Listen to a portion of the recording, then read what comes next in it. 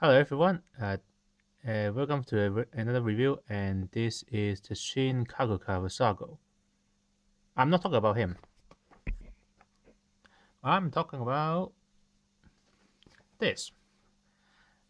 I've been spending the last, about a month to actually build her. This is a resin kit of Arika Yumemiya from the manga version of the series My-Otome, which is a sequel to My-Hime.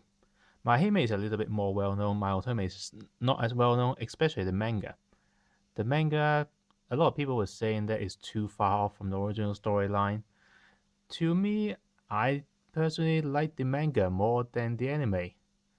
The anime version of My-Otome is more or less a fan service for people who like My Hime in the anime series, which is alright because I think the anime version of My Hime is better than the manga. But on the other hand, the manga of My-Otome seems to be a lot more interesting than My Hime. So anyway, there's not much to say about it, other than the fact that this is not the standard form. If you buy the resin kit from people like a recaster from E2046, which I got this one from, it will not look exactly like this. The reason being, you know what? It's easier to move a camera in than moving the figure closer.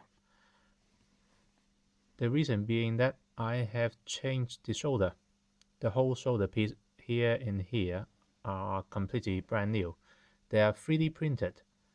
I have tried to measure the original part as best as I could to actually replicate the shape and size and approximate pose.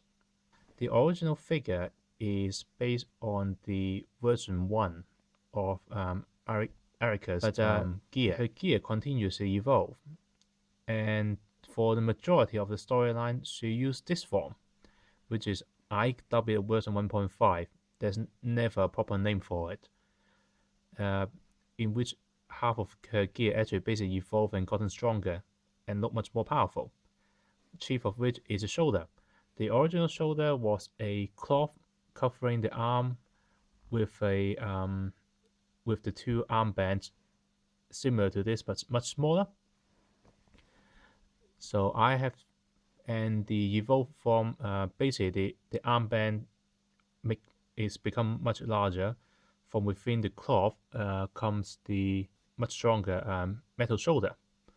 So I've done exactly to that. Oh, there's a chip there. Anyway, didn't notice that. Never mind. So I changed that. Her weapon, her original weapon is a little bit more ornated and a bit thinner and also really fragile looking, while this one has become a lot stronger. So a big metal piece in the center and two really long blades. This is actually something like 50% longer than the original weapon that the original kit came with. It looked actually a little bit simpler, but a lot more functional, if you can actually call something as big as this as a functional item. Yeah. Next thing, the ribbon on the back has changed. The original ribbon is smaller. The original one is a little bit more really floppy ribbon feel, which doesn't look very strong at all. Well, this one look really like, genuinely look a bit like a butterfly there. I think that is her theme actually. Her theme is that her ribbon around her is actually a butterfly, and her gear looks a bit like a flower.